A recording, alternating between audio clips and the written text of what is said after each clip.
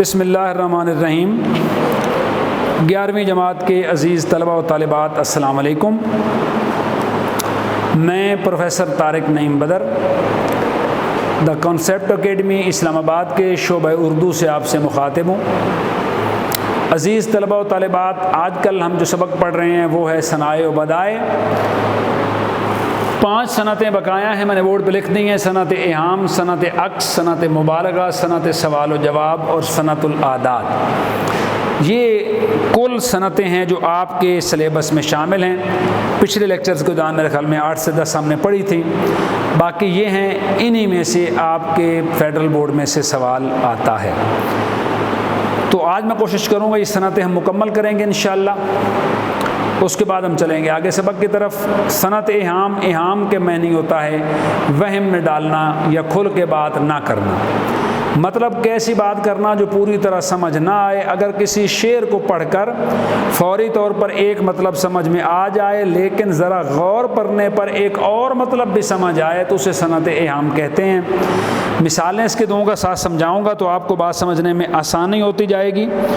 کاپیاں پنسلیں لے کے بیٹھیں، اور یہ جو باتیں میں کرتا رہتا ہوں یہاں پہ، یہ آپ لوگوں نے ساتھ لکھنی ہیں۔ صنعتیں ساری آپ نے نوٹ بک پہ تحریر کرنی ہے شعروں سمیت۔ شب جو مسجد میں جا پھنسے مومن، مومن خان مومن کا شعر ہے، رات کاٹی خدا خدا کر کے۔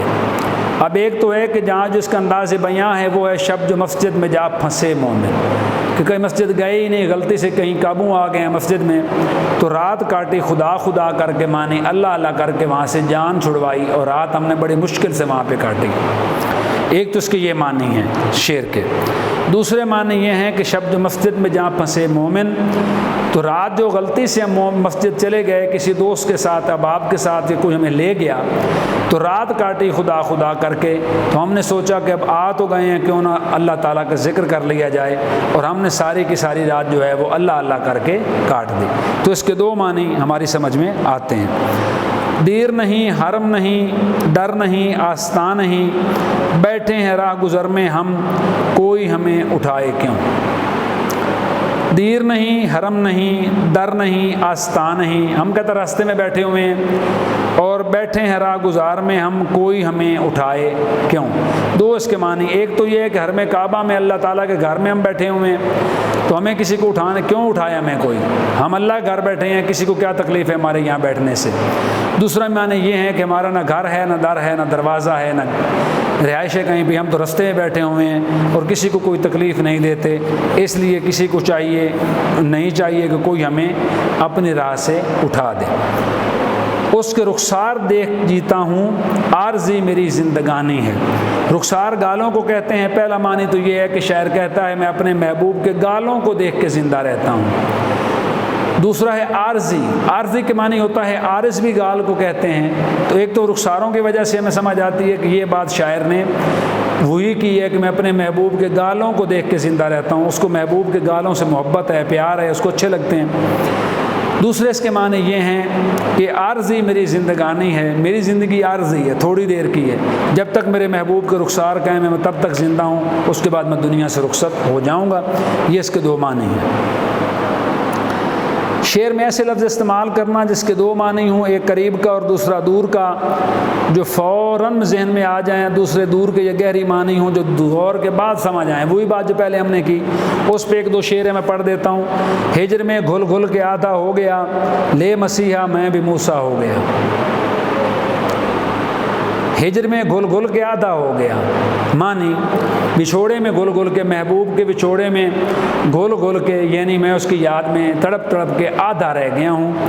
اور لے مسیحا میں بھی موسیٰ ہو گیا، حضرت موسیٰ علیہ السلام کے حوالے سے ہے کہ آپ علیہ السلام جو تھے اللہ کا برگزیدہ پیغمبر تھے، تو وہ بھی کہتے ہیں کہ میں اللہ تعالیٰ کی ہجر میں، اللہ کے بچھوڑے میں رب رحیم سے وہ ملنا چاہتے تھے، تو کہا ان سے ملنے کے لیے، اللہ تعالیٰ کی ذات سے ملنے کی تڑپ میں بھی اے موسیٰ تیری طرح جیسا تو بھول گیا تھا، تیری بےتاب خواہشوں نے تجھے خوش سکا کے رکھ دیا تھا، کھانے پینے کا ہوش نہیں رہا تھا، اسی طرح میں بھی اپنے محبوب کے ہجر میں گھل گیا ہوں، اپنے محبوب کے ہجر میں مجھے اور کسی چیز کا ہوش نہیں رہا۔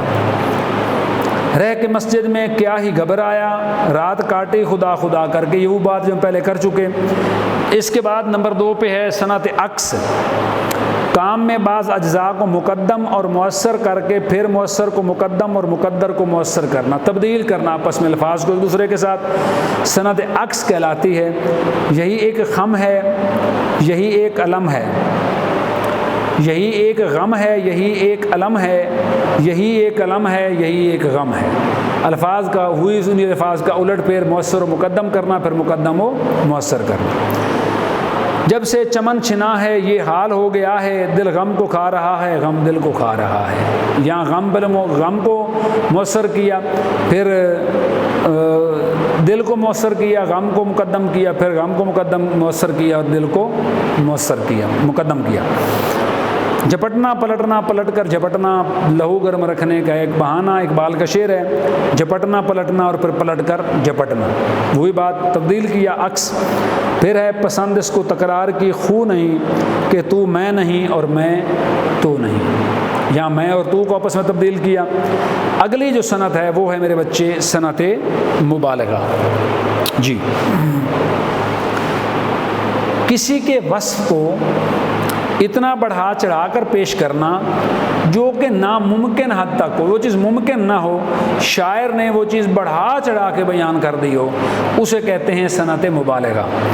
مبالغہ کا اصل مطلب ہوتا ہے حد سے بڑھ جانا یا اصل کے خلاف بات کرنا۔ تو کہا کہ ہم رونے پہ آ جائیں تو دریا ہی بہا دیں، شبنم کی طرح ہمیں رونا نہیں آتا۔ شبنم اوس کو کہتے ہیں، جو ستمبر اکتوبر کے مہینوں میں آسمان سے گرتی ہے، پتوں پہ پھولوں پہ پڑی ہوتی ہے، ایک قطرہ دو قطرے۔ تو شاعر کہتا ہے ہم رونے پہ آ جائیں دریا بہا دیں، کہ ہم اتنا روئیں کہ دریا بہنے لگے، یہ بات ممکن نہیں ہے۔ انسان بھی کتنا رو سکتا ہے، آنکھوں سے جڑی لگ جاتی ہے، کہتے ہیں 2 منٹ 4 منٹ 10 منٹ 20 منٹ رو سکتا ہے، اس کے بعد اس کی اتنے آنسو نہیں ہوتے آنکھ میں۔ لیکن شاعر کہتا ہے بات کو بڑھا چڑھا کے بیان کیا ہے کہ ہم اگر رونے پہ آ جائیں تو ہماری آنکھوں سے دریا بہنے لگیں، ایسا ممکن نہیں ہوتا۔ محبت مجھے ان جوانوں سے ہے، ستاروں پہ جو ڈالتے ہیں کمن، ستارے کروڑوں میل کے فاصلے پہ ہیں، وہاں کوئی نہیں پہنچ سکا۔ شاعر کہتا ہے مجھے محبت ان جوانوں سے ہے۔ یہ بات اصلاح کہہ لیں یا تحریک دینے کے لیے تو مناسب ہے، سمجھ میں آتی ہے کہ تحریک دینے کے لیے کہا کہ اے نوجوانوں تم لوگ محنت کرو، کوشش کرو، عروج کی بلندیوں پہ جا پہنچو۔ ستاروں پہ کمند ڈالی نہیں جا سکتی، ستاروں کو منزل بنا کے ستاروں پہ پہنچا نہیں جا سکتا۔ الجھا ہے پاؤں یار کا زلف دراز میں، لو آپ اپنے دام میں صیاد آ گیا۔ صیاد کے معنی شکاری، ان شکارے نے جو جال بچھایا تھا اس میں وہ خود پھنس گیا ہے۔ تو میرے محبوب کی زلفیں اتنی لمبی ہیں کہ وہ پاؤں کے نیچے آتی پھرتی ہیں، ایسا نہیں ہوتا۔ محبوب کی زلفیں جتنی مرضی لمبی ہو جائیں، اتنی لمبی کبھی نہیں رکھی جاتی کہ وہ چلے تو اس کے پاؤں میں اس کی زلفیں الجھیں۔ یہ بات بھی بڑھا چڑھا کے شاعر نے بیان کی ہے۔ بازیچہ اطفال ہے دنیا میرے آگے، ہوتا ہے شب و روز تماشا میرے آگے۔ بازیچہ اطفال دنیا نہیں ہے، بڑی بات میرے لیے بچوں کے کھیل جیسی ہے، بچوں جیسی ہے، تو یہ نہیں ہے۔ زندگی ہے، دنیا بہت بڑی ہے، بڑی خوبصورت ہے، اس میں بہت ساری چیزیں ہیں، خالق کی تخلیق ہے، انسان کو اللہ نے عقل دی ہے، انسان نے ایسی ایسی چیزیں ایجاد کی ہیں کہ عقل دنگ رہ جاتی ہے۔ تو یہ بچوں کا کھیل نہیں ہے، شاعر نے محض اپنی شاعری میں خوبصورتی پیدا کرنے کے لیے یہ بات کر دی ہے۔ صنعت سوال و جواب، اشعار میں سوال و جواب کا لانا، یہ صنعت کبھی ایک ہی مصرع میں مکمل ہوتی ہے، کبھی ایک مصرع سوال کا اور دوسرے مصرع میں اس کا جواب ہوتا ہے، اسے کہتے ہیں صنعت سوال و جواب۔ پوچھا کہ طلب کہا کنایت، پوچھا کہ طلب کہا قناعت، پوچھا کہ سبب کہا قسمت۔ میں نے کہا کیا چاہیے تو کہا قناعت کرتا ہوں جو مل جائے کافی ہے۔ میں نے کہا وجہ تو کہا قسمت کو قبول کرتا ہوں، تو دونوں میں سوال و جواب پایا گیا۔ اس نے جب پوچھا کہ تو نے قتل عاشق کیا، غمزہ بولا وہ نزاکت تھی، حیا تھی، میں نہ تھا۔ میں نے پوچھا نا کہ تم نے اپنے محبوب کو قتل کر دیا، مار دیا اپنے عاشق کو، کہا میں نے نہیں مارا، میری نزاکتوں نے، میری خوبصورتی نے میرے محبوب کا قتل کیا۔ سوال و جواب ہے۔ اس نے کہا تو کون ہے؟ میں نے کہا نقش قدم۔ اس نے کہا تو کون ہے؟ میں نے کہا نقش قدم۔ اس نے کہا منزل تیری، میں نے کہا کوچہ تیرا۔ سوال کیا، اس نے پوچھا کہ تم کون ہو؟ تو میں نے کہا تیرا نقش قدم ہوں، پاؤں کا نقش ہوں جو تو پیچھے چھوڑ گیا ہے۔ تو اس نے پوچھا تیری منزل کیا ہے؟ تو میں نے کہا تیری گلی، کوچہ سے مراد یہاں پہ گلی ہے۔ تو جواب میں کہا کہ میرے محبوب میری منزل تیری گلی ہے۔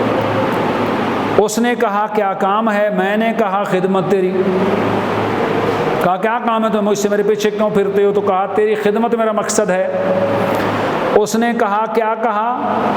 کیا نام ہے؟ میں نے کہا بندہ تیرا، میں تیرا بندہ ہوں، تیرا آرزو مند ہوں، تیرے پیچھے پیچھے پھرتا ہوں، تیری چاہت رکھتا ہوں، تجھے پسند کرتا ہوں، اس لیے میں تیری ذات کا بندہ ہوں۔ بندگی سے ہے عبادت کرنا۔ آخری صنعت ہے اور وہ ہے صنعت العاداد۔ عزیز بچوں، اشعار میں گنتی کے الفاظ اعداد سے 2 4 6 8 10 کو اعداد کہتے ہیں، 1 2 3 4 5 6، تو ان کو گنتی میں استعمال کرنا صنعت العاداد کہلاتا ہے۔ کیسے؟ عمر دراز مانگ کے لائے تھے 4 دن، 2 آرزو میں کٹ گئے، 2 انتظار میں۔ بہادر شاہ ظفر کی غزل کا شعر ہے کہ 2 اور 4 استعمال کیا۔ 4 دن کہتا ہے میں مانگ کے لایا تھا، 2 آرزو میں کٹ گئے اور 2 انتظار میں۔ یہاں پہ 2 اور 4 جو ہے یہ اعداد استعمال ہوئے، تو اس لیے صنعت العاداد کے جو تعریف ہے اس پہ یہ شعر پورا اترتا ہے۔ اے گل تجھے پا ہی لیں گے ایک دن، خوشبو سے تیرا پتہ لیا ہے ایک دن۔ ایک دن استعمال ہوا اور کہا کہ خوشبو سے، ہمیں تیری خوشبو نے بتا دیا ہے کہ تو کہاں رہتا ہے، اس لیے اے خوبصورت انسان، اے میرے محبوب، ہم ایک دن تجھے ضرور پا لیں گے، تجھے حاصل کر لیں گے۔ دل کی ویرانی کا کیا مذکور، یہ نگر 100 مرتبہ لوٹا گیا۔ عاشق کہتا ہے میں نے 100 مرتبہ محبت کی، 100 مرتبہ میرا محبوب مجھے چھوڑ کے چلا گیا۔ تو یہاں 100 بطور اعداد استعمال ہوا کہ دل کی ویرانی کا کیا مذکور، مذکور سے مراد ہے یہاں پہ ذکر کرنا۔ دل کی ویرانی کا کہتا ہے کیا ذکر کرنا، یہ دل تو 100 بار اجڑا ہے، دل نہیں یہ دلی ہے، کئی بار بسی کئی بار اجڑی۔ پھر کہا کہ ایک فرصت گناہ ملی وہ بھی 4 دن،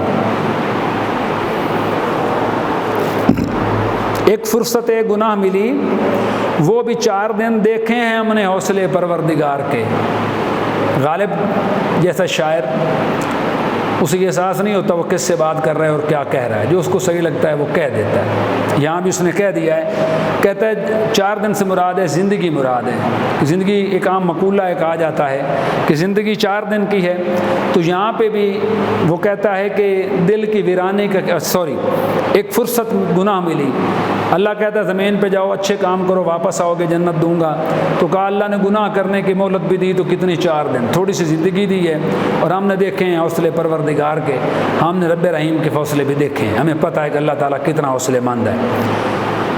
آخری شعر کے 1 2 3 4 5 نہیں، 1 2 3 4 5 نہیں، سب خطائیں میری معاف کر دو۔ اللہ تعالیٰ کے سامنے التجا کرتے ہوئے شاعر نے کہا ہے کہ میں 1 2 3 4 کی نہیں مانگتا بخشش، اے میرے رب میری یہ خواہش ہے، میں تیری ذات سے یہ امید رکھتا ہوں اور یقین رکھتا ہوں، اور میں چاہتا ہوں کہ تو میری 1 2 نہیں بلکہ ساری کی ساری جو لغزشیں ہیں، خطائیں ہیں، میرے گناہ ہیں، وہ سارے کے سارے تو مجھے معاف کر دے۔ تو یہ میرے بچوں آپ لوگوں کی تھی ثنائے و بدائے کے حوالے سے بات چیت۔ ہم نے 2-3 لیکچر اس پہ لیے۔ میں نے پوری کوشش کی کہ تمام اسناد جو آپ کے سلیبس کا حصہ ہیں، آپ کے نصاب کا حصہ ہیں، ان پہ سیر حاصل گفتگو کی جائے۔ میں نے آپ کو 1-1 2-2 شعر چاہیے ہوتے ہیں، میں نے میرے خیال میں کسی بھی صنعت کے جو شعر ہیں وہ 5-6 سے کم کسی بھی صنعت کے آپ کو نہیں لکھوائے۔ آپ لیکچر سنیں اور تمام کے تمام صنعتیں اپنے پاس نوٹ بک پہ تحریر کریں، تمام کے تمام اشعار اپنے پاس نوٹ بک پہ تحریر کریں۔ ان اشعار کو کم از کم 2 3 شعر آپ لازمی یاد کریں۔ اس کا فائدہ یہ ہوگا کہ جب آپ کے سامنے یہ سوال آئے گا سنتوں کے حوالے سے تو آپ کو شعر یاد ہوں گے، تو آپ کو آسانی ہوگی اس کی مثالیں دینے میں، آپ کو آسانی ہوگی بات سمجھنے میں، سمجھانے میں، تو انشاءاللہ یہ ساری چیزیں آپ کے لیے فائدہ مند ہوں گی۔ تو بہت شکریہ، انشاءاللہ ملتے ہیں اگلے لیکچر میں ایک نئے سبق کے ساتھ، تب تک کے لیے اجازت، بہت شکریہ، اللہ نگہبان۔